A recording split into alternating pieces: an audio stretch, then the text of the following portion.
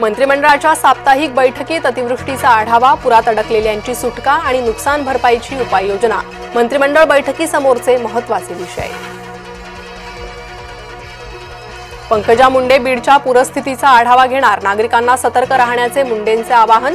मराठवाड्यात पुराने स्थिती भीषण। अतिवृष्टीने अनेक ठिकाणी शाळा बंद, शाळकरी मुलांच्या सुरक्षिततेच्या दृष्टीने प्रशासनाने घेतला निर्णय। धाराशिवमध्ये पूर नियंत्रणात, मात्र नुकसान प्रचंड, पुरात अडकलेल्या नागरिकांना हेलिकॉप्टरद्वारे वाचवलं। आता आव्हान शेतीच्या नुकसान भरपाईचं। नाशिकमध्ये संततधार, नांदूर मध्यमेश्वर धरणातून जोरदार विसर्ग, गंगापूर, दारणा, भावली धरणाचेही दरवाजे उघडले। पूरस्थितीवर मुख्यमंत्री फडणवीसांचं लक्ष, स्थानिक प्रशासनासह जिल्हाधिकाऱ्यांशी चर्चा।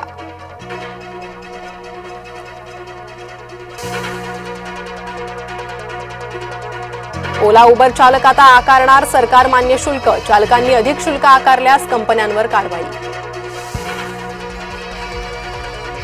मनपा निवडणुकीत महायुतीचा भगवा फडकणार, उपमुख्यमंत्री एकनाथ शिंदेंना विश्वास, ठाकरेंच्या दसरा मेळाव्याच्या टीझरवरही टीका। ठाकरे गटाच्या दसरा मेळाव्याचा टीझर प्रदर्शित, परंपरा विचाराची, धगधगत्या मशालीची असा उल्लेख। शनी शिंगणापूर देवस्थानावर प्रशासकाची नियुक्ती, अहिल्यानगरचे जिल्हाधिकारी देवस्थानाचे प्रशासक, शनिदेवाच्या भक्तीचा बाजार मांडणाऱ्यांच्या मुसक्या आवळणार। नवी मुंबई आंतरराष्ट्रीय विमानतळाच्या उद्घाटनाची तारीख पुन्हा पुढे ढकलली, दिबा पाटलांचं नाव घोषित न झाल्यानं संतापाची लाट। रिकामा बसलोय, जबाबदारी द्या, धनंजय मुंडेंचं सुनील तटकरेंना साकडं।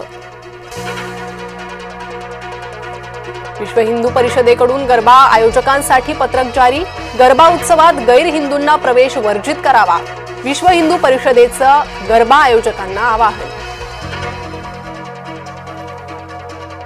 केंद्र सरकार आणि डीजीसीएनं उत्तर दाखल करावं, अहमदाबाद विमान अपघात प्रकरणी सर्वोच्च न्यायालयाचे आदेश।